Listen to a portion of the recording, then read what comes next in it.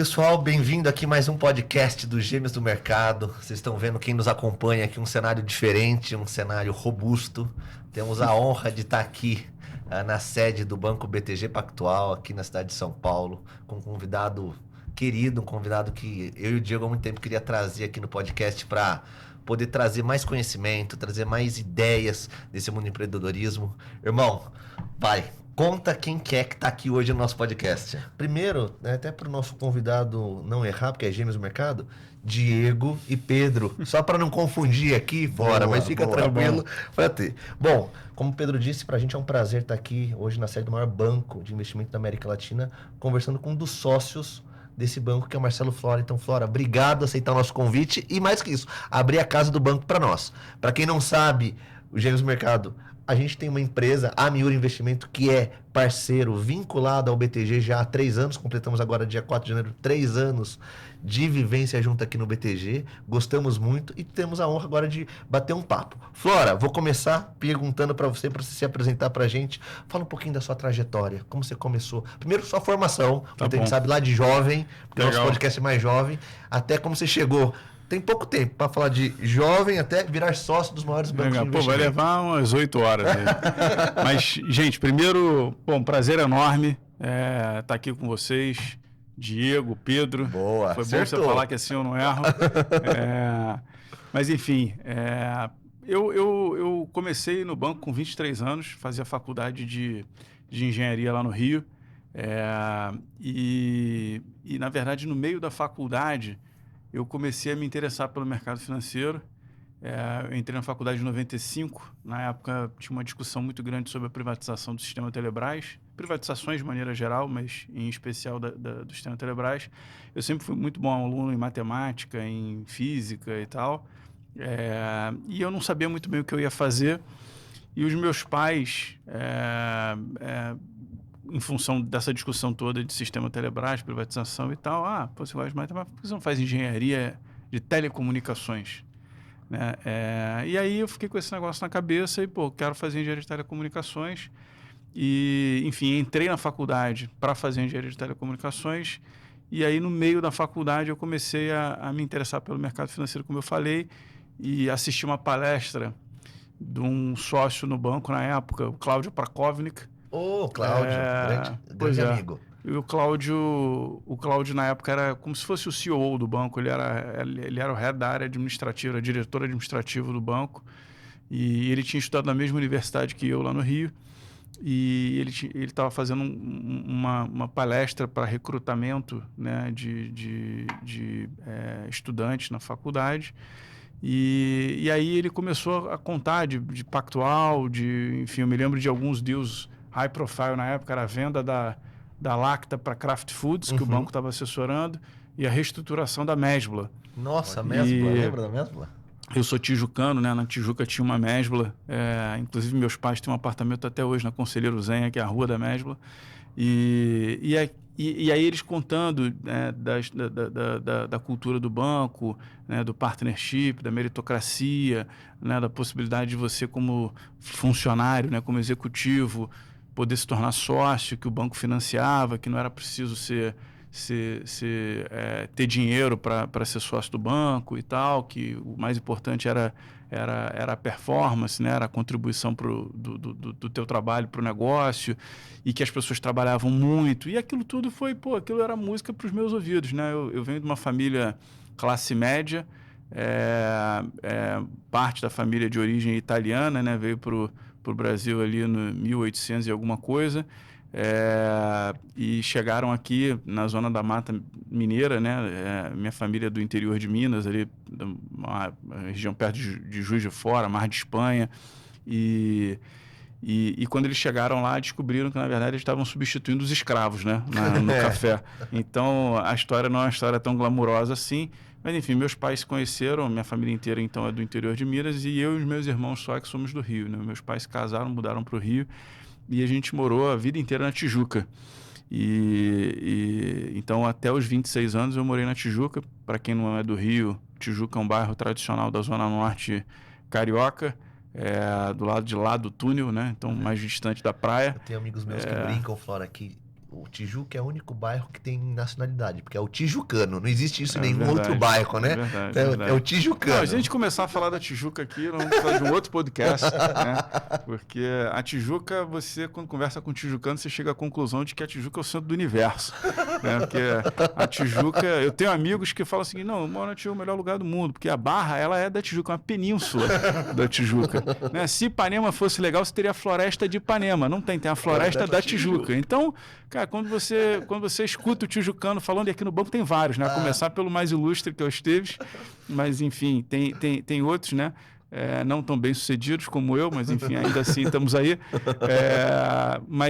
Enfim, então eu fui criado na Tijuca e sempre com a certeza de que ou eu passaria por uma universidade pública ou eu não faria faculdade. Isso era muito claro. Tenho 2 irmãos, os 3 estudaram em universidades públicas, somos gratos a isso. Meus irmãos não moram mais no Brasil, eu sou o único subdesenvolvido, né? Meu irmão morou na Suíça, saiu do Brasil em 2007, morou na Suíça há mais de 10 anos. Meu irmão hoje mora em Kuala Lumpur. Uau. E a minha irmã saiu do Brasil em 98, morou na Alemanha, morou em UK e hoje mora nos Estados Unidos. Todos Enfim. com o mesmo viés mercado financeiro? Não, meu irmão trabalhou no mercado financeiro até primeiro do que eu. Ele foi trabalhar no BBM, ali em 97, 98. Nessa época eu fazia estágio na Petróleo Ipiranga, era trainee da Petróleo Ipiranga. E eu comecei no mercado financeiro e aqui no banco. O banco foi meu único emprego no mercado financeiro, foi em 2000. Então, eu saí do trainee da Ipiranga para começar no banco. Porque, como eu estava contando, essa palestra da faculdade foi em 1996. Eu estava no 3º período da faculdade. E ainda dedicado a fazer telecomunicações. E para quem estuda engenharia, naquela época você ainda tinha o ciclo básico. Hoje em dia você, né, porque você foi desidratando o currículo da engenharia, porque é muito, muito pesado realmente. Mas naquela época ainda tinha o ciclo básico, e aí você abria um ano, que era um módulo para engenharia elétrica, depois um ano de engenharia eletrônica, para só no último ano da faculdade você de fato estudar telecomunicações. E aí, no meio da faculdade, eu vi essa palestra, em 96. No final da palestra, eu fiquei encantado, fui conversar com o Cláudio. Falei, pô, onde é que eu assino? Quero trabalhar. Pra você ter ideia, o Cláudio estava de terno e eu fui falar com ele de bermuda. Eu tinha, sei lá, 19 anos, uma coisa assim, 20 anos. E aí o Cláudio olhou para mim, acho que quase com pena, né? Falou, pô, mas você faz o quê? Eu não faço engenharia. Ele falou, percebi, pela vestimenta, né? Porque se fosse estagiário de direito, tava de terno, né? E aí ele falou, cara, você tá em que período? Eu falei, cara, tô no 3º. Ele falou, pô, faz o seguinte, faz a tua faculdade, senão você não vai nem se dedicar ao banco e nem à faculdade. E tá arriscado a não se formar. A gente até tem um ilustre sócio do banco, que hoje está na 20, Gilberto Sayão, que não se formou, fez faculdade de engenharia e não se formou. Ficou rico, né? Eu ainda vou ter que trabalhar muito para chegar nele. Mas me formei. Enfim, então, não sei nem se essa contribuição do Cláudio eu tenho que agradecer ou não. Mas como eu procuro ser muito grato pelo que as pessoas fazem por mim, eu sou... Inclusive, tem uma história bacana com o Cláudio. Foi o seguinte, essa foi a primeira e única vez que eu vi o Cláudio. Até que eu encontrei o Cláudio em 2010, uma coisa assim. Eu já era sócio do banco. O Cláudio, quando eu entrei no banco em 2000, ele já tinha saído. Ele saiu do banco, acho que em 97, 98. E aí eu nunca mais encontrei o Cláudio. Mas ele foi o cara que me vendeu a ideia de pactual, partnership, tudo isso. E aí eu entrei num restaurante, The Meat, lá em Copacabana, no Rio. E o Cláudio estava no restaurante. E eu nunca mais tinha visto, tinha encontrado e lembrei dele. Até porque depois o Cláudio foi CFO do Flamengo, né? Então, volta e meia, eu lia sobre o Cláudio no jornal. Mas ele não me conhecia. E ele não sabia dessa história. E aí eu me apresentei para ele. Falei, pô, Cláudio, eu queria... Desculpa te incomodar, estava almoçando com uma pessoa e tal. Falei, pô, desculpa te incomodar, mas eu queria te cumprimentar e me apresentar. Pô, eu sou sócio do BTG e, pô, por sua causa, eu participei de uma... Aí contei a história para ele, ele ficou super feliz e tal. E aí, depois disso, o Cláudio foi fazer outras coisas, até que, sei lá, alguns anos atrás, 2 ou 3 anos atrás, ele se tornou sócio de uma empresa, o In The Game. Foi aí que eu acabei tão mais próximo com ele exatamente. Também. Que, inclusive, ele tá... A gente está encerrando, ele está virando CEO, né? Está cuidando de outra coisa, vai fazer outra coisa.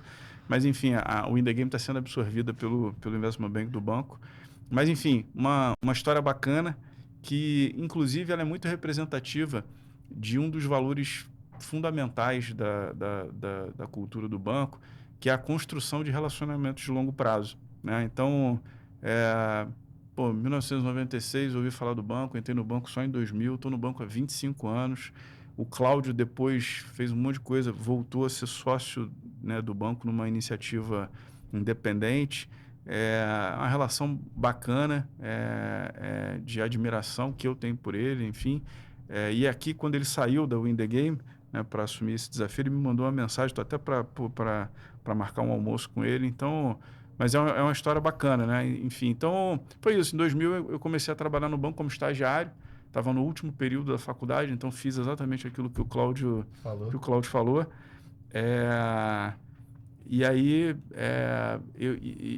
aí, enfim, podemos detalhar mais, mas assim, eu entrei aqui com a intenção de ficar 6 meses, 1 ano, até porque eu achava que eu ia ser demitido em menos de 6 meses.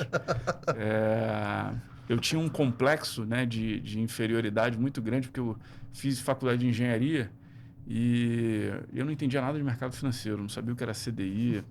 Então, eu achava que eu precisava fazer, e eu botei na cabeça que eu ia fazer MBA lá fora, para corrigir a minha formação. Eu queria fazer MBA nos Estados Unidos e tal. E aí acabou que estou aí há 25 anos, não me mandaram embora, eu também não saí. Como não me mandaram embora, eu também não saí. E outra coisa interessante é que, entre os meus irmãos, eu sempre fui o que falava que ia estudar fora, que ia fazer MBA, mestrado, ia morar fora do Brasil. Os meus irmãos não falavam muito. Acabou que eles foram. Meu irmão fez mestrado na Universidade de Geneve, na Suíça, fez MBA, e eu não fiz MBA, não saí do Brasil. Estou me formando aqui no mestrado on the job do BTG Pactual. MBA da vida, né? Ô, Flora, deixa eu aproveitar, você falou, como o pessoal que acompanha sabe, eu sou engenheiro civil, formação também em engenharia. Acabou que eu não contei. Eu acabei me formando em engenharia civil. Eu sou formado em construção civil. Então tenho CREA. Como eu, então, tem CREA. Fiz questão de tirar o CREA. Não precisava de nada, né? Então você é civil. Já estava formado, já estava aqui no banco, já era sócio. Eu falei, vou tirar meu CREA. Sofri, fiz cálculo 1, cálculo 2, cálculo 3, cálculo 4. Física 1, 2, 3 e 4. Cara, vou fazer. Nossa, isso. Pô, dá até arrepio. De transporte. Nossa, eu lembro. Eu Fundações e obras de terra. Aí, ó. É seu colega, Pedro. É seu colega. Flora. Eu me lembro que eu cheguei aqui uma vez, alguns colegas que trabalhavam comigo na época vão lembrar. As provas de fundações eram muito cálculo, você tinha que levar umas folhas de papel ao maço. Eu lembro. E não podia usar calculadora, enfim, tinha um monte de coisa. E as provas duravam assim 3, 4 horas de prova. E eu já estava fazendo estágio no banco, tinha que trabalhar de terno. E eu chegava na faculdade, os professores não gostavam muito, o professor de engenharia não gosta muito quando o cara chega de terno. Tem um certo preconceito. E aí, mas não tinha jeito, tinha que chegar de terno. E aí eu estava lá fazendo prova de terno e tal. E aí na correria da prova, a prova era com consulta, mas sem calculadora e não sei o quê. E aí, cara, na confusão ali de entregar, eu peguei a parte da prova e trouxe para o banco. Meu Deus. A parte do meio da prova. E aí, a prova tinha 2 questões. E aí, 50% da prova eu já tinha perdido, eu trouxe pro banco. E aí, eu cheguei no banco, falei, caramba, trouxe a prova. E aí, cara, liga o professor. E aí, cara, enfim, não teve jeito. Tomei um hard time do professor. Fiquei em prova final, já estava no final da faculdade, cara. Enfim. A minha pergunta era a engenharia, porque eu acho que a engenharia traz muito aprendizado para a gente resolver problema, né? Acho que como engenheiro, na nossa formação, acho que resolver problema ou lidar com dificuldades, pelo menos eu como engenheiro, acho que isso é um dos grandes aprendizados, né, de resolução de problemas. Como você também, né, fez uma faculdade... Eu tinha uns amigos que falavam uma coisa que eu não posso mais falar hoje, né? A gente acabou de fazer um curso de liderança inclusiva, então estou tentando fazer um esforço de não falar palavrão, mas a engenharia, ela te ensina a se danar. Entendeu? Como uma palavra, se danar. Eu tenho uma lista de sinônimos. Entendi. E hoje lá na Miura, o Pedro tá comigo, já é sócio desde o começo, mas está de fato lá como CFO há 4 anos. Eu falo, ele resolve pra ele, falou, pra quem cuidava de canteiro de obra, isso aqui é fichinha. Fala pra ele, isso aqui é Diego, fichinha. é feijão com arroz, né? E sabe por que eu fui fazer engenharia civil? Porque, na verdade, eu cheguei a começar a fazer, eu abri o módulo de engenharia elétrica. Mas aí, cara, era circuitos 1, 2, 3 e 4, antenas de propagação 1, 2, 3 e 4. Era um negócio cada vez mais específico, né? Você vai abrindo os módulos. Sim. E aquilo, pô, não tinha matéria de administração, de economia. E eu queria, portanto, fazer engenharia de produção. Perfeito. Só que eu já tinha... E foi interessante pelo seguinte, eu passei para o UFRJ, mas não para engenharia de telecomunicações. Porque acho que foi um dos primeiros vestibulares de engenharia de telecomunicações e a UFRJ foi uma das primeiras universidades a mudar o básico para você já do vestibular ir para a ênfase que você queria. E a relação candidato-vaga eram poucas turmas de engenharia de telecomunicações. Então, assim... Então a nota de corte era muito alta. E aí eu fiquei frustrado com aquele negócio, mas falei, cara, não posso desistir. E aí eu fui fazer faculdade na UERJ, porque a UERJ ainda não tinha implementado esse negócio de você ir direto para a ênfase, já ainda tinha um modelo do ciclo básico. Eu falei, não, eu entro na faculdade, vou estudar bastante e vou fazer a minha engenharia de telecomunicações. E aí, só que a UERJ não tinha engenharia de produção. Quando eu resolvi mudar, e o melhor para o mercado financeiro era fazer engenharia de produção, que a turma brincava que era a engenharia que era a mais fácil de todas, engenharia de PowerPoint. Porque engenheiro de produção é engenheiro de nada, né? Exato. É engenheiro de nada e de tudo, né? E aí... A gente tem alguns sócios da Miura que são engenheiros de produção. Porque eles sofrem bullying. Sofre. Mas enfim, tem que sofrer um pouco, né? Porque já faz menos cálculo, menos física, já faz tudo menos, né? Então, pelo menos sofre um pouco. E aí, eu falei, cara, olha como a vida, né? Aí, agora eu quero fazer engenharia de produção. Na UERJ não tem. Quer dizer, tinha, mas era em Resende. Pô, não ia morar em Resende. E a UFRJ tinha produção. E o meu irmão, inclusive, começou a fazer faculdade...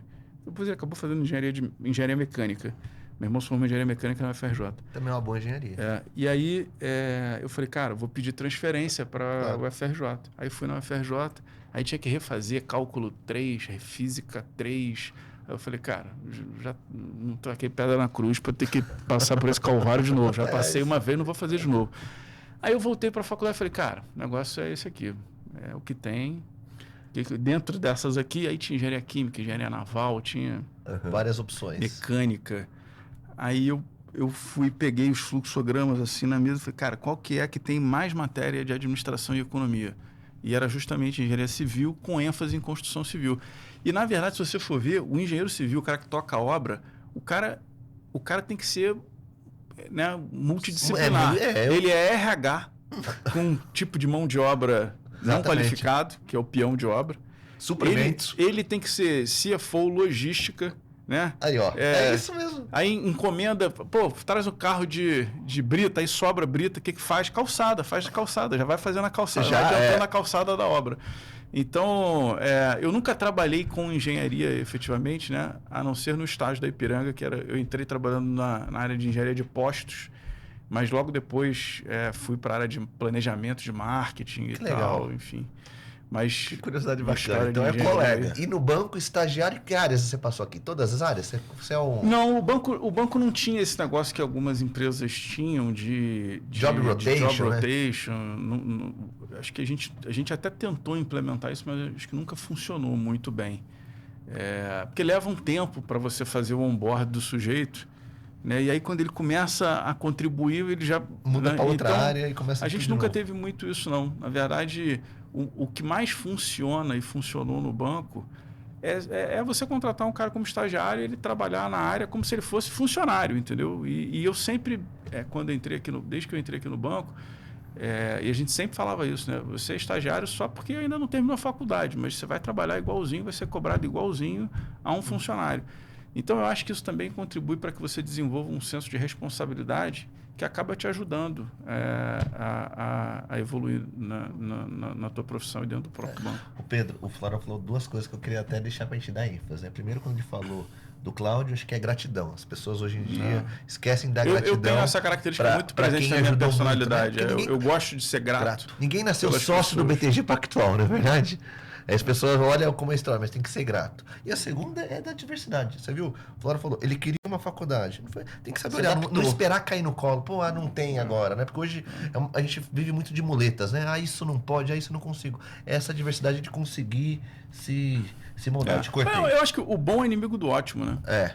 Eu gosto muito, veio várias pessoas no podcast nosso e eu sempre pergunto, um desafio lá nosso, da Miura, das empresas nossas, é fidelizar o jovem, fidelizar a nova contratação. Hoje o imediatismo, ele é muito presente. A gente traz uma pessoa hoje para trabalhar, hoje em dia tem gente que chega para trabalhar, trabalha 6 meses, se forma, vou tirar um sabático. Sabático de quê? Que nem começou.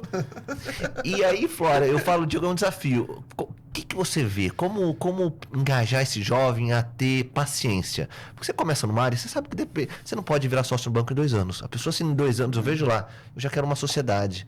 Eu acho o imediatismo hoje, não sei se são as redes sociais, enfim. Não, com certeza. Ele tem atrapalhado. E acho que faz o jovem ser muito ansioso. Você vê quantas pessoas têm crise de ansiedade, coisa que a gente não ouvia atrás. Burnout. Ele sai da faculdade pronto para ser CEO da empresa. Como é que você vê, você que tem experiência aqui, tantos e tantos colaboradores no banco, como dá essa cultura de paciência, de construir o seu trabalho numa instituição ou num próprio qualquer negócio que seja? Então, não tem outro jeito, né? Como tudo na vida, cara, eu vou ficar aqui falando de estratégia, não vai resolver. O que vai resolver é, tá conversando com as pessoas, interagindo, evangelizando, entendeu? Assim, acho que boa parte do meu trabalho hoje, né, a gente tem mais de 1.500 pessoas nesse nosso negócio de plataformas, tem mais de 5.000 parceiros independentes, sejam assessores, consultores, gestores de patrimônio, que usam a nossa plataforma, né, para atender seus clientes. Então, e no banco em particular, a gente tem um traço da cultura muito forte, que é muito bacana, que acho que apesar da evolução do banco, né, que obviamente é muito boa, mas a gente conseguiu preservar, que é muito legal, que é essa história de contratar o recém-formado ou o cara que ainda está na faculdade. Não é por acaso que essa é a minha história, como eu falei, a história do Salute, a história do Esteves, começaram também como estagiários. O Salute começou fazendo summer job. Então, quando você tem pessoas muito jovens, não tem jeito. Você precisa liderar pelo exemplo, você precisa ter contato, as pessoas precisam... essa interação no dia a dia do escritório, ela é muito rica, né? Então, e eu concordo com você, assim, eu não acho que isso... eu também tenho muito cuidado, porque às vezes parece que a gente está criticando a geração que está vindo. A geração que está vindo certamente é melhor do que a nossa. Com certeza. Eles são mais tecnológicos, nasceram já com uma série de facilidades que a gente não tinha. Um chip diferente do nosso. Enfim, então, e a vida é uma constante evolução.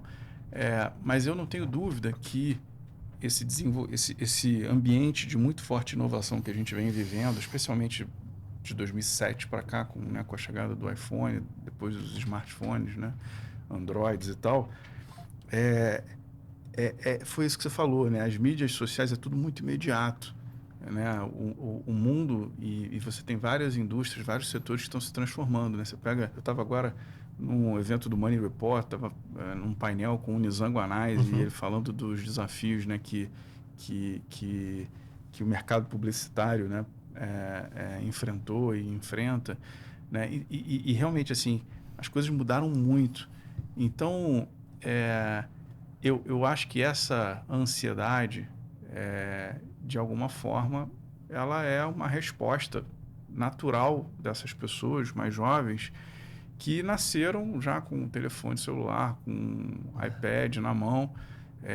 E nós, né, como empresas também, e as empresas de maneira geral também acabam reforçando isso, porque quando você vai criar uma jornada para um cliente, por exemplo, você tem uma série de técnicas, né, de user experience, né, UX, de gamification, né, que servem para engajar o indivíduo, né?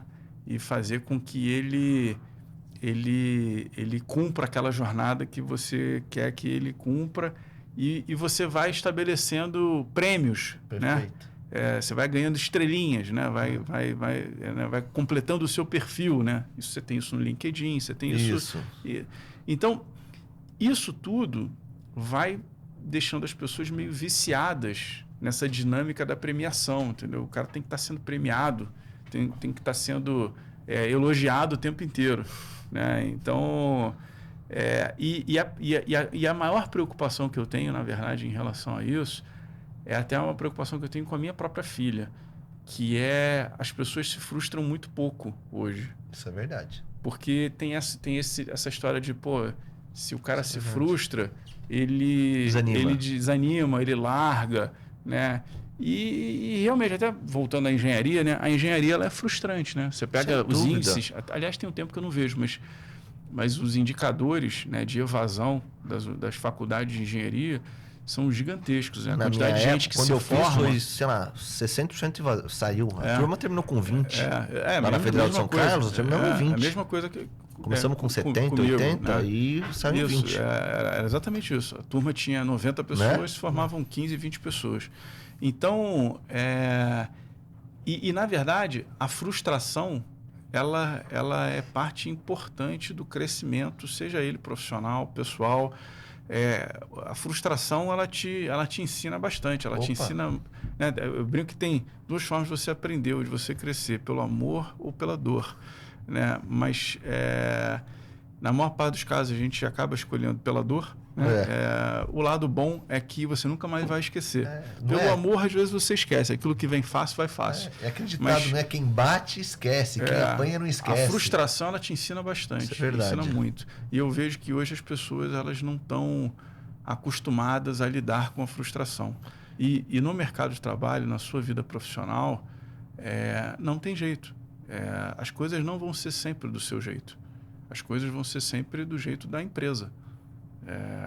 Que tem que, obviamente, né, aqui no banco, volta e meia a gente repete esse mantra aqui. O que é melhor para o banco?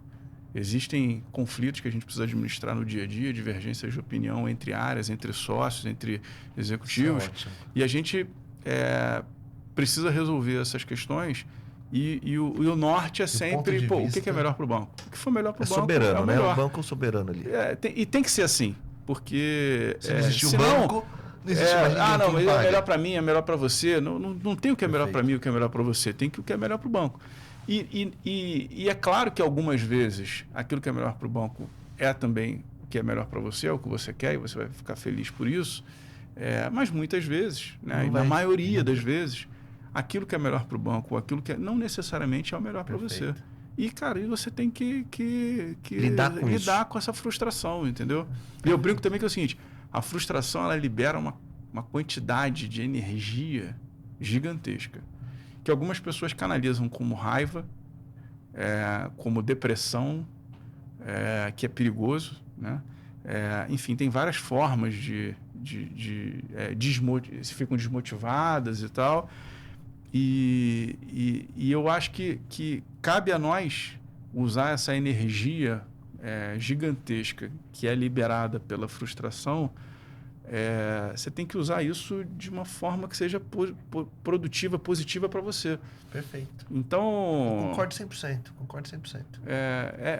Eu acho que é um pouco isso. Eu queria aproveitar e sair um pouco do mundo pessoal de reinventar para o empresarial, para o empreendedor. Hoje a gente vê o BTG Pactual, tamanho que é, os números que saíram, mas o banco não é o mesmo banco de 25, 30 anos atrás que entrou. O banco se reinventou para conseguir onde chegar. Algumas vezes. A gente aqui, parceiro de vocês através da Miura Investimento, a gente viu que o banco entrou alguns anos atrás, você capitaneou essa área de trazer, podemos dizer assim, para esse mundo um pouco mais do varejo, um banco que até então era conhecido como private. E parece que essa reinvenção, essa nova aposta do BTG Pactual nessa área deu certo. Estamos aqui até hoje. Se não mandaram, eu vou usar fora. Não mandaram nós, assessores, é que estamos fazendo um bom trabalho aqui dentro. Com certeza. Eu acho que vocês são parte importante disso. Acho que esse negócio de plataformas digitais, do qual vocês fazem parte, é o que nos traz aqui hoje, ele, sem dúvida nenhuma, tem contribuído muito o crescimento do banco e para a percepção de solidez, de segurança que o banco vem conseguindo alcançar, né? Hoje, o banco é o segundo maior banco privado em termos de valor de mercado, né? Ali oscilando entre 140 a 150 bilhões de reais de valor de mercado, né? As ações listadas na B3. Tem quase 50 bi de patrimônio, né? Dos quais mais de 70% é patrimônio dos sócios, pessoas físicas que controlam o banco. Então, eu não tenho dúvidas de que esse negócio, né, que a gente começou lá, por acaso está fazendo 10 anos, né? Podíamos até comemorar aqui. Esse aqui é um podcast em comemoração aos 10 anos, né? Olha, desse nosso negócio bacana. de plataformas digitais. Mas você está correto, assim, esse negócio lá atrás não era algo tão óbvio, né? Fazia parte, né? Não era parte do posicionamento estratégico do banco. Nada contra. Né? O banco, esse posicionamento até 2014, que a gente chama de full-fledged investment bank, né? Com foco em investidores estrangeiros, institucionais, clientes corporativos, fazendo IPO, fusões e aquisições e tal, o trading nas mesas de operação, ou business de asset management, o próprio wealth management, que é a gestão de fortunas, né, para grandes famílias, para famílias com patrimônio muito elevado. Esse negócio foi o modelo que, no momento que a gente vivia no Brasil, nos permitia trilhar. Perfeito. Ali na década de 90, houve um momento em que o Luiz César Fernandes, que foi CEO, fundador do banco, inclusive eu tive com ele na festa de 40 anos, a gente completou 40 anos ano passado, e ele foi na festa, convidou todos os ex-sócios do banco, e ele foi na festa, e, enfim, tirei uma foto com ele, tirei uma foto eu e ele, depois tirei uma foto eu e ele, Esteves. E o Esteves falou, ô César, esse aqui é o sócio que está tocando o negócio de varejo que você queria fazer lá atrás. E eu acho que essa iniciativa que acabou não dando certo lá atrás com o César, não tem nada a ver com a competência dele. O César é super competente, criou o banco, né? Foi sócio do Garantia, fundador do Pactual. Na verdade, não existiam pré-condições na economia brasileira que permitissem o desenvolvimento daquele negócio naquele momento, né? Então, o César queria comprar o BCN, acabou que o BCN foi comprado pelo Bradesco alguns anos depois. Era uma aquisição cara, isso provocou uma divergência muito grande de opiniões entre os sócios. Então, nesse momento, 2 dos 3 fundadores saíram do banco, o Jakurski e o Paulo Guedes, né? Fundaram a JGP, porque os dois tinham uma visão de que o Pactual tinha que continuar sendo o que ele era. Uma boutique, uma gestora com alguns poucos fundos de high vol, muita volatilidade, que foi o que eles fizeram na JGP. Mas o César tinha essa visão de ir para o varejo e tal, e comprando o BCN e tal. Então isso acabou provocando a saída dos 2 fundadores, enfraqueceu o César, vamos dizer assim, de alguma maneira politicamente, né? O próprio banco teve que recomprar as ações desses. Toda vez que um sócio sai, o banco tem que recomprar as ações. Então, o Esteves brinca que é o seguinte, Flora, o César queria comprar esse microfone, que era um microfone de $1 bilhão. Se desse errado, cara, o banco podia ter problema. Mas tinha do lado aqui o Banco Sistema, custava $50 milhões. César, compra aqui o Banco Sistema. E foi o que aconteceu. Ele comprou o Banco Sistema. Aliás, até hoje, de novo, falando de um traço importante da cultura, que é o relacionamento de longo prazo, até hoje a gente tem um sócio do banco, que era o CEO do Banco Sistema, chama Antônio Carlos Canto Porto Filho, tem 85 anos, é sócio do banco até hoje. Olha. E veio para o banco quando a gente comprou o Banco Sistema. Foi no aniversário de 80 anos do total ano passado. Enfim, e aí esse negócio do Banco Sistema acabou que não deu muito certo, porque era uma operação que fazia leasing de celular, para você ter ideia. Nossa, varejo, enfim, do varejo. Depois de pouco tempo, 2, 3 anos, o Salute, inclusive, estava entrando no banco, entrou em 94, o Salute foi designado para encerrar as operações do Banco Sistema.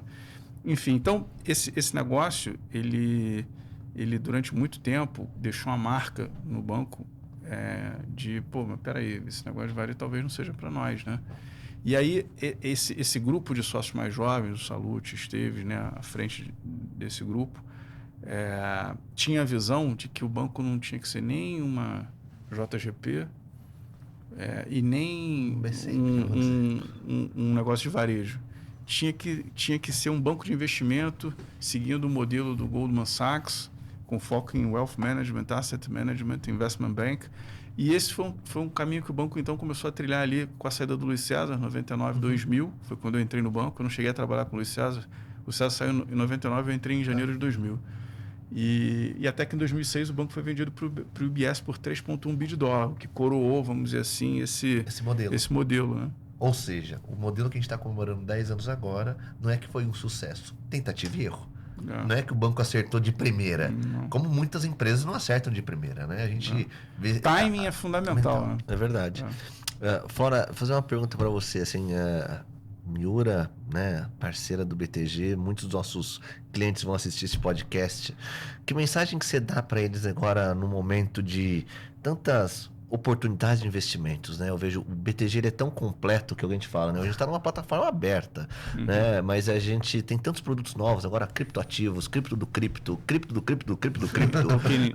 tokenização.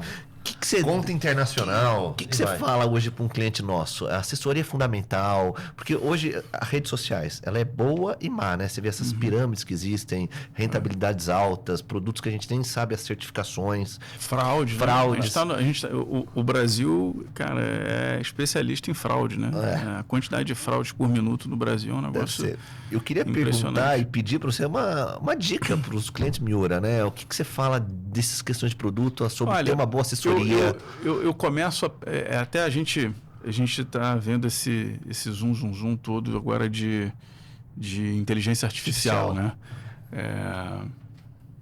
Eu me lembro que e essas coisas são meio que cada hora tem uma palavra da moda, né? É verdade. Enfim, teve uma época que era cripto, agora tokenização, agora é inteligência artificial. E eu me lembro que lá em 2014, quando a gente começou esse negócio de plataformas, uma das dúvidas que existiam era exatamente a história do robô advisor. O robô vai acabar com os assessores de investimentos. Exatamente. Eu fui em algumas consultas na CVM, a CVM perguntando para os assessores na associação, o que vocês acham hoje do robô advisor? Minha opinião, é uma ferramenta. Isso. No Brasil, eu falo, a gente está anos-luz atrás da educação financeira, Flora. O brasileiro vai, e eu até uso o paralelo de quantas plataformas o BTG acompanha, adquiriu algumas recentemente, que hoje tentam ser todas 100% digital. Você vê o patrimônio que o cliente coloca, assim, é muito pequeno. Aí no contato humano, pela nossa visão, Você concorda? Não, com certeza. E eu começo a ver agora os mesmos questionamentos que existiam lá em 2014, quando começaram os primeiros robôs advisors, né, o Front Betterment, né, começaram lá nos Estados Unidos, ali em 2009, 2010. Esses foram alguns dos questionamentos que eu recebi aqui. Mas, vai fazer agora esse negócio? B2B, enfim. E, na verdade, eu não tenho muita dúvida de que a inteligência artificial, assim como o robô advisor, eles são muito importantes como ferramenta, porque vai trazer ganhos de eficiência e produtividade para o nosso negócio, para o negócio de vocês, né? Para o trabalho do assessor. Né? Isso vai permitir que você consiga atender com a mesma qualidade, eventualmente, um número maior de clientes. Perfeito. Né? Escala, né? Da mesma forma como a pandemia nos ensinou a usar a videoconferência e a gente tem ganhos de eficiência e produtividade. Total. Né? O tempo que você levava para visitar os seus clientes, hoje em dia, com videoconference, você consegue cobrir, o que também não substitui, né? E a gente tem que ter isso na cabeça, né? De tempos em tempos, nada, mesmo a videoconferência, ela não substitui esse olho no olho. Então, você, no passado, talvez você tivesse que encontrar com mais frequência, porque não tinha alternativa, mas a gente não pode esquecer, como tudo na vida, o equilíbrio é o que faz mais sentido. Né? Então, você achar que não tem bala de prata, o robô advisor não substituiu o assessor e a inteligência artificial também não vai substituir o assessor. O que provavelmente vai acontecer é que da mesma maneira que a gente aprendeu a lidar com a internet, a gente vai aprender, vai ter que aprender a lidar com a inteligência artificial, e aí, sem dúvida nenhuma, vão ser mais bem-sucedidos aqueles indivíduos e aquelas empresas ou aqueles assessores que souberem se adaptar. E essa é a principal característica que fez de nós, seres humanos, o que nós somos. Por que nós somos a espécie que dominou o planeta? Porque a gente tem a maior capacidade de adaptação. A gente consegue morar no gelo, a gente consegue morar no calor, no deserto, a gente consegue se adaptar. Então, eu acho que isso vale para esse momento que a gente está vivendo. Tem se falado muito de inteligência artificial, eu acho que ela não vai acabar com o planeta, né? Vai um robô maluco que vai dominar, o exterminador do futuro, não vai acontecer. E obviamente que ela vai trazer coisas boas e coisas ruins, né? Agora está virando deepfake, né? Que é o fake news desenvolvido por inteligência artificial. Eu não tenho dúvida de que isso traz consequências negativas, né? E isso, de alguma forma, é o que vem no pacote. A inteligência artificial, ela traz coisas boas e traz coisas ruins. Tem um colega de você no banco, o Vitor Ferreira, né? E ele fala uma coisa que a gente pegou lá na empresa da Miura, que com todas essas inovações, os assessores vão deixar de ser muito mais assessor de portfólio para assessor de relacionamento. Porque assessorar o portfólio, essas ferramentas vão me ajudar a fazer isso muito melhor, mais rápido, com mais agilidade. E eu vou ter mais tempo para fazer o que é o mais importante, que é relacionamento. Porque hoje eu falo, o que diferencia, e você concorda, por isso que a ideia é ter a tua opinião, é que hoje o assessor ele tem que estar focado no relacionamento, conhecer quem é teu cliente para gerar o valor agregado. O que muda de plataforma A para B, para C, hoje é commodity, dá um relacionamento. Você concorda? Em relação a isso, Diego, eu brinco que é o seguinte, a gente passou por um momento interessante que foi o início da pandemia, né? Janeiro de 2020, a Bolsa estava mais ou menos 120 mil pontos, recorde, all-time high. Lembro. Aí veio a pandemia, março de 2020, a Bolsa estava 60 mil pontos. Vamos imaginar que você tem um mesmo cliente atendido por 2 assessores diferentes. Podem ser até os 2 gêmeos aqui. As 2 contas na mesma plataforma. Uma plataforma como a nossa, aberta. O cara pode ter todos os produtos aqui. Aquele assessor que tiver o melhor relacionamento com o cliente tende a ter o melhor resultado. Por quê? Porque o assessor ele também é um ser humano, né? Lógico. Enfim, a gente não pode esquecer disso. Ele também tem as suas dúvidas, incertezas, inseguranças, enfim.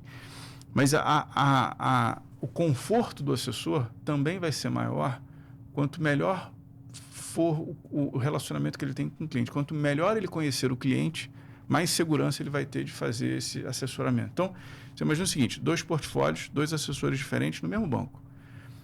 Eles tinham alocações idênticas em janeiro. Quando aconteceu em março, a Bolsa caiu 60 mil pontos, você pode ter um assessor que não tem um relacionamento tão próximo do cliente, não sabe como esse cliente vai reagir ao queda, risco. essa oscilação. Ele não quer perder o cliente, né? Ele pode ser, vamos dizer assim, levado a recomendar para o seu cliente que em março a Bolsa caiu a 60 mil pontos, ela pode cair a 30. E sempre pode. Lógico. Né? E aí ele pode recomendar ao seu cliente que é o seguinte, olha, o cliente está sempre nervoso, né? Ninguém gosta de perder metade do patrimônio. Por vir. Então, você pode ter um assessor que fale, olha, vamos reduzir as posições em renda variável, vamos zerar a renda variável. E você tem um outro assessor que, pelo relacionamento que foi construído, conhece o cliente, já tem uma relação de confiança estabelecida, ele tem confiança de que ele vai conseguir dar conforto ao cliente e que tem uma probabilidade gigantesca daquele ser o pior momento para fazer a redução. E, pelo contrário, talvez seja uma oportunidade uma das melhores oportunidades para você aumentar a exposição em renda variável. E aí, esse assessor, pelo relacionamento que ele construiu, pelo fato de ele conhecer o perfil do cliente, o perfil de risco do cliente, pode recomendar ao cliente que ele dobre a posição em renda variável. Então, de novo, só recapitulando, em janeiro de 2020 as posições eram idênticas. Em março, Um zerou renda variável, o outro dobrou a exposição em renda variável. Aí você acelera e vê a performance do portfólio em dezembro de 2020. O que aconteceu? As duas contas no mesmo banco, 2 assessores, mas simplesmente porque um conhece melhor o cliente, teve mais conforto. Perfeito. E conseguiu oferecer para o seu cliente um retorno que o outro... E que não era o caminho mais fácil, né? Diga-se passagem, né? Porque a gente está olhando o final do filme, mas tinha que também... E segurou o cliente, porque abril também não foi fácil, a maio não foi, vai começar depois. Tem volatilidade. Então, saber tá sempre perto. Eu falo lá que o trabalho do assessor é saber dar as más notícias e tá acompanhando o cliente. Porque só ligar para o Flora, subiu 5% esse mês, viu? Subiu 7%. Esse trabalho é fácil, né? Tem que estar foi o que eu falei, eu começo a perceber, eu estava de novo agora de novo as perguntas são as mesmas. Pô, a inteligência artificial vai substituir o assessor? Não, e é por uma razão muito simples. Quando você pega assim, os livros de economia, né? Os livros que mais vendem sobre economia, eles não são livros técnicos de economia, macroeconomia, até porque de uma forma simplista, no longo prazo, o que vai render mais é o que tem mais risco. Claro, sem dúvida. Então, todos os livros técnicos de economia, eles vão chegar nisso. Os livros que mais vendem sobre economia hoje, eles falam sobre economia comportamental. É a psicologia do indivíduo diante de momentos decisivos, como esse que eu falei. Pô, em janeiro de 2020, o cara estava feliz da vida, comemorando que tinha 20% em renda variável. Ele queria ter 30, 40. Estava triste que não tinha 30, 40. 2 meses depois, a bolsa caiu pela metade e ele estava triste porque ele não tinha zerado. Né? Então, e nesse momento, o pânico e a psicologia do cliente é o seu pior inimigo. Se ele não consegue passar por isso, ele toma uma decisão errada e aí depois ele vai colher os resultados negativos dessa má decisão. E o papel do assessor, ele é fundamental, e é por isso que é impossível que a inteligência artificial consiga fornecer algo parecido desse tipo, que é lembrar o cliente do que foram as metas e o cenário que existiam quando foi traçado aquele objetivo, quando foi montado aquele portfólio. Né? O papel do assessor está em trazer o cliente, acalmar o cliente. Ser a racionalidade num mundo, às vezes, meio passional, que é o dinheiro da pessoa. Dá tranquilidade para que ele não mude os objetivos, né, que foram traçados. Flora, deixa eu... A gente tá chegando, foram 40 minutos, vamos aproveitar. Se é o mais velho, eu vou pedir autorização. Você faz uma pergunta, eu faço uma, a gente encerra, porque senão vai ficar 2 horas com o Flora aqui e a agenda do Flora não é... É que hoje o Flora tá enfrentando 2. Eu não sei se o Flora já teve... entrevistado por gêmeos? Já fiz até com 4. Então mas gêmeos não, né? Gêmeos é a primeira vez. Flora, eu quero fazer uma pergunta para você que eu gosto muito, sobre família.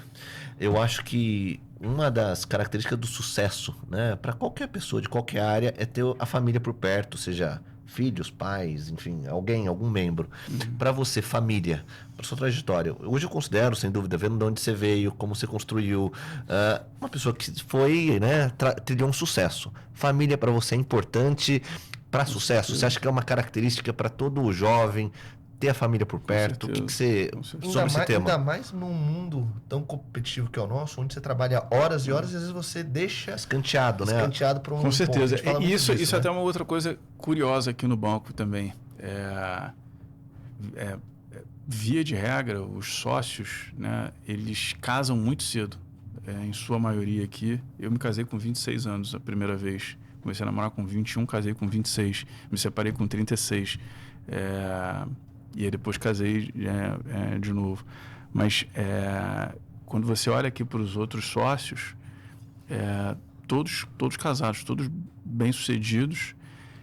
Porque assim, eu acho que não tem jeito, né? No final do dia, eu brinco que nada resiste ao trabalho. E você ter disciplina é fundamental. Né? Você cumprir a sua rotina, criar Tem um livro famoso, né, O Poder do Hábito, né? É, Você criar hábitos que te ajudem a enfrentar a sua rotina ou te ajudem a ser mais produtivo, isso é fundamental. E a gente atua num ambiente que é muito competitivo, que é o setor financeiro, né? Pessoas muito qualificadas, a gente está lidando com dinheiro, então qualquer erro tem custa. consequência. Então, a pressão, a cobrança, naturalmente, elas fazem parte do nosso dia a dia. Então, se você... isso naturalmente faz com que o cara que casou cedo, ele passa a ter uma vida mais regrada, né? O cara não vai fazer noitada todo dia. O cara que é solteiro, o cara tem a tentação da noitada todo dia, né? Todo dia é dia. É verdade. Não tem ninguém em casa, então... né? Então, e isso faz com que o cara no dia seguinte não tem como acordar bem. O cara... E aí você tem que ler o jornal cedo, você tem que se preparar para o mercado e tal. Então, não tem jeito. No final do dia é trabalhar, é barriga no balcão, é manter o olho na bola. Não tem caminho das pedras, não tem bala de prata, não tem mágica, entendeu? Então, eu acho que o papel da família faz parte disso, né? Você dá esse conforto também, quando casa, né? Quando você falou de frustração quando você tem filho, também. você precisa ter uma rotina, você precisa ter disciplina, né? Então, isso tudo te ajuda a se desenvolver profissionalmente de uma forma mais acelerada também. Maravilha. Vou fazer uma pergunta um pouco diferente, já que estamos chegando aqui para o fim. Acho que depois eu vou comentar. Eu lembro do tempo que eu estava com o Flora aqui, já estou acompanhando há bastante tempo. Eu lembro que o Flora, quando você montou a parte do digital, te deram um outro nome, né? BTG Digital. Porque se não desse certo... Digital. Se não desse certo, mata esse digital e continua a vida que tem. Ou seja, você está sempre reinventando. Se hoje, 25 anos de banco, desde que começou aí, 24 agora, se não trabalhasse no BTG, Flora gostaria de fazer alguma outra coisa? Você tem algum outro objetivo ou não? Já pensou nisso? Flora fora do BTG. Já tem algum outro sonho, anseio? Construir casa e dinheiro como eu, Diego. Não, brincadeira. Puxa, eu não sei te dizer, porque é até engraçado, assim, eu me lembro que quando eu era criança, tinha brincadeira, né, que eu tinha uma vendinha e eu tinha uma mala e meu sonho era trabalhar de terno, quando eu era criança. E eu nem sabia que isso... como criança, eu não sabia que eu queria trabalhar em banco, não sabia, né? Mas já estou 24, próximo de completar 25 anos de banco, e eu gosto muito do que eu faço, né? E a gente teve no CEO Conference agora um painel com o Scott Galloway, e ele falou isso, né? Tem essa história de fazer o que gosta, fazer o que você é bom, né? Paixão, né? Porque, de fato, a concorrência ela é muito grande, né? Então, facilita muito você fazer algo que você gosta. Então, por exemplo, o Esteves, o Esteves é até engraçado. Quando ele vai tirar férias, eu percebo que até eu sou parecido, ele fica com culpa. Ele vai dando satisfação, entendeu? Vou sair de férias, mas semana que vem eu estou de volta, qualquer coisa você me liga aqui. E aí ele pega alguns sócios, vai até o elevador, ele não quer ir, ele quer ficar, entendeu? E eu me sinto da mesma forma. Eu, quando saio de férias, eu fico assim, puta, mas... fazer alguma coisa errada, né? Mas eu acho que, sem dúvida nenhuma, você também fazer só o que você gosta também não resolve. Claro. Né? Você tem que ter uma vantagem competitiva. Você tem que buscar algo que você gosta, porque é isso, a gente aqui trabalha 10, 12, 14, às vezes 16 horas por dia. Você passa dentro do banco. Então, se não for algo que você gosta, né? O Esteves é isso. Assim, eu já ouvi ele falando, não, que você tem que fazer mais do que você gosta, mas então tem que trabalhar mais. O que eu gosto mesmo é trabalhar. Coisa boa. Então, assim, eu acho que é isso. Mas você tem que buscar, obviamente, algo que você tenha uma vantagem competitiva. Então, assim, honestamente, eu não me vejo fazendo nada diferente. Eu já fiz coisas diferentes dentro do banco, né? Eu trabalhei no back-office do banco, depois trabalhei na parte de asset management, né? Eu sempre na área comercial. Eu nunca fui... Aliás, isso é até curioso. Eu nunca fui um cara muito comercial. Eu sou um cara mais introspectivo, como a maior parte dos estudantes de engenharia, né? O cara, quando é muito bom de conta, ele tem um pouco mais de dificuldade de se comunicar, né? Até outro dia eu estava falando com o Juliano também, da EQI, e o Juliano tem mais de 1.000 pessoas, né? E a maior parte delas lá em Balneário Camboriú. E ele recruta muita gente jovem, né? O modelo dele é de recrutamento de pessoas jovens, né? Ainda na faculdade, estagiários e tal. E ele brinca que ele está no negócio de ensinar um engenheiro a falar. Porque é mais fácil ensinar um engenheiro a falar do que os outros a fazerem conta. Então, Boa. Mas é um pouco isso, entendeu? Eu não sou eu sempre trabalhei na área comercial, então distribuição de fundos na Asset, depois eu fui fazer distribuição de renda fixa na tesouraria do banco. Durante um tempo eu fiz as duas coisas. Mas, enfim, então eu já fiz coisas diferentes, mas eu gosto do banco, eu gosto do mercado Dá para financeiro. perceber, acho que dá para ver quando você fala o brilho, acho que isso que é o mais bacana dessa cultura. De vez em quando, cara, quando eu vejo, eu tô aqui sozinho, 10 horas da noite. Foi todo mundo embora. Flora, a gente está chegando ao fim do podcast. Eu quero agradecer, né, pela presença sua, aceite o convite aqui do Gêmeos do Mercado. Todo convidado nosso ganha um presente. Pô. Então você vai levar hoje. Diego, faça as honras, dá pro Flora. Por questão de compliance, é melhor não abrir, brincadeira, né? Pela caixa eu já fico pensando o que tem aqui.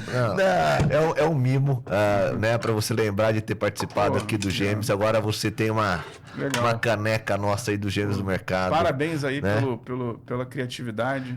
A ideia mesmo é trazer pessoas de relevância que dê ideias, né, para quem está assistindo a gente.